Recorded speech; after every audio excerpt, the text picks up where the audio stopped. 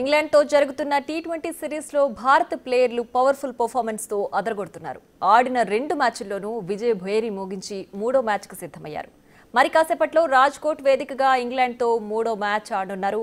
ఇప్పటికే 5 టీ20ల సిరీస్ లో 2-0తో ముందంజలో ఉన్న భారత్ బట్లర్ సేనతో జరగబోయే మూడో టీ20లో గెలిచి సిరీస్ ను దక్కించుకోవాలని చూస్తోంది. బ్యాటింగ్, బౌలింగ్, ఫీల్డింగ్ లో మెరుగైన ప్రదర్శనలు చేస్తూ ఇంగ్లాండ్ను చిత్తు చేసే దిశగా అడుగులు వేస్తోంది.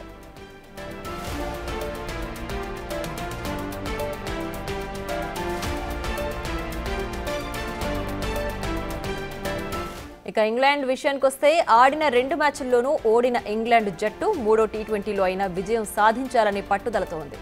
సిరీస్ ఆశలు సజీవంగా ఉండాలంటే ఈ మ్యాచ్లో గెలవడం ఇంగ్లాండ్కు చాలా కీలకం. అయితే బ్యాటింగ్ సమస్యతో సతమతమవుతున్న ఇంగ్లాండ్ ప్లేయర్స్ భారత్పై పైచేయి సాధించాలంటే వాళ్ల ఆట తీరును మెరుగుపరుచుకోవాల్సిన అవసరం ఎంతగానో ఉంది.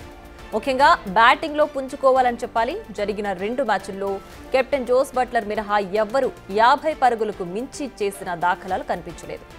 కానీ ఈ మ్యాచ్లో గెలవాలంటే బట్లర్తో పాటు మిగతా ప్లేయర్స్ కూడా తమ ఆట తీరును మార్చాల్సిన అవసరం ఉంది. అయితే రాజ్కోట్లో పిచ్ బ్యాటింగ్కు అనుకూలంగా ఉన్నట్లు తెలుస్తోంది. తొలుత టాస్ గెలిచిన జట్టు బ్యాటింగ్ ఎంచుకునే అవకాశం ఉంది. ఈ మ్యాచ్లో ఇండియా టాస్ గెలిచి బ్యాటింగ్ ఎంచుకుంటే మ్యాచ్ నెగ్గే అవకాశం కనిపిస్తోంది. ఇక చూడాలి మరి విజయం ఎవరిని వరిస్తోందో.